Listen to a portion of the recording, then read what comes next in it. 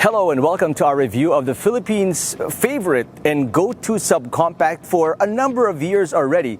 It was initially launched in 2001 as Honda Fit in Japan, but it's gone through so many iterations already. Now on its third generation, and after going through several facelifts locally, we take a look at the 2018 Honda Jazz VX Navi.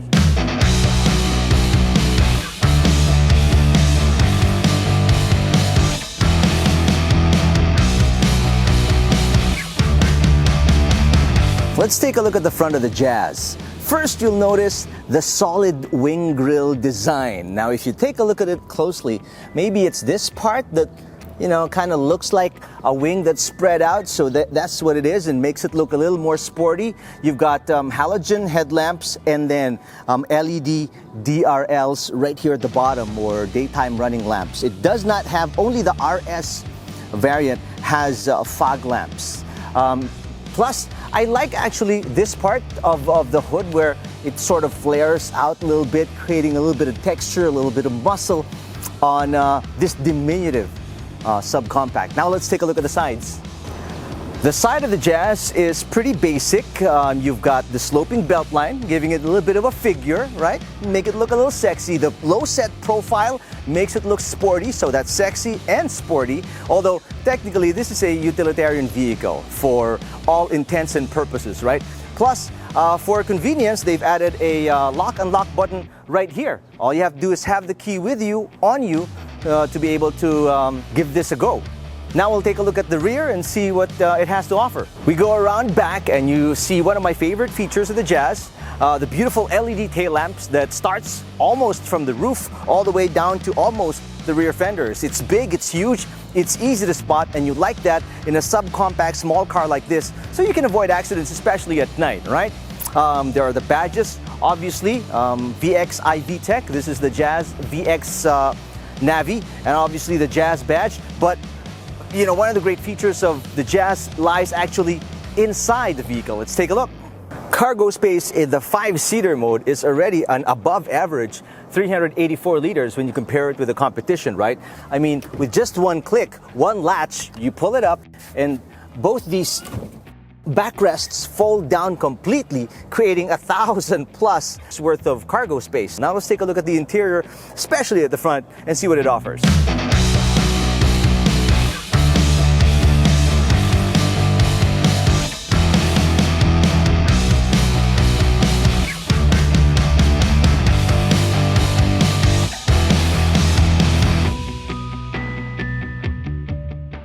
The steering wheel has audio controls.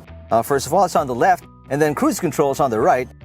It has paddle shifters from behind, so if you want that sporty drive, you can engage it. Plus, hands-free telephone controls right here. First thing you notice is the black fabric seats on the VX Navi. But there are soft touch parts of the dashboard, but mainly it's composed of hard plastic. The gem of the dashboard, obviously, is a 7-inch touchscreen, beautiful, and mounted on a glossy surface. So, I mean, the overall part is just stunning, to say the least. Your audio controls are here, your Bluetooth connectivity, and it can handle, obviously, much of your media coming from your devices. The instrument panel, you've got your gas gauge, you've got trip computer, your range meter. It's pretty basic, but for Honda, they made basic beautiful with the setup here. Now let's take a look at the second row.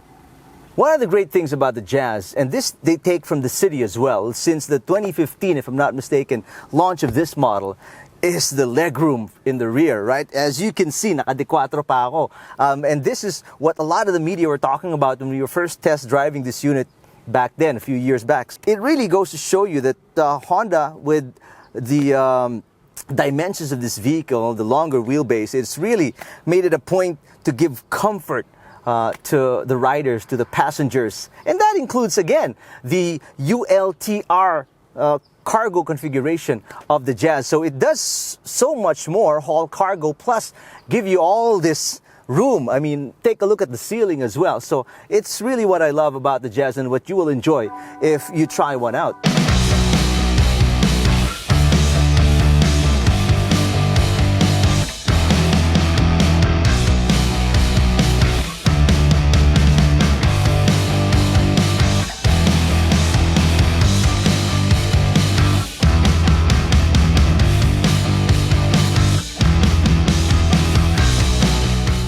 120 PS and 145 Newton meters of torque. That is what the engine puts out. It's obviously not a lot, but for city driving, which the Jazz was designed for specifically, then it's more than enough, especially in Metro Manila traffic, stop and go, where the fastest you'll maybe go is 60, 70, 80 kilometers per hour early morning. That's too much, in fact. Now, comfort, because it's set lower to the ground, because of its design, that sporty look, and the 16s, you feel a little bit of the road bumps, the harshness. So if there are pebbles on the road, if there's gravel, you feel it, it comes through, but not too much. It makes the drive irritating. You just feel it as feedback to know the kind of terrain that's underneath you. But overall, I mean, comfort level, it's almost like same level as the city. Just falls a little short of the Civic perhaps, and obviously not Accord level at all. But I mean, again, for city driving, it's more than enough. I mean, you can fall asleep in the car if you like to, because it does pretty well in lowering the noise, vibration, and harshness for a car in this segment. When it comes to handling, it doesn't really get any easier than the Jazz. Because of its subcompact size, it's not that hard to sort of estimate if you're turning left, turning right. Just take a look at your side mirrors to make sure you're clear, and off you go.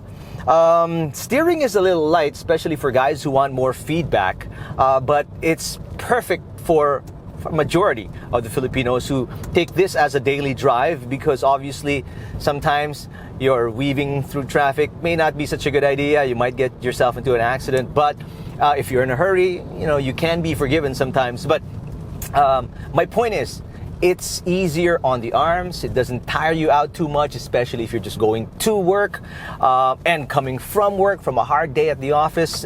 It's great that it feels so light to the touch. I mean, just a little input from the driver and the steering takes you where you want to go.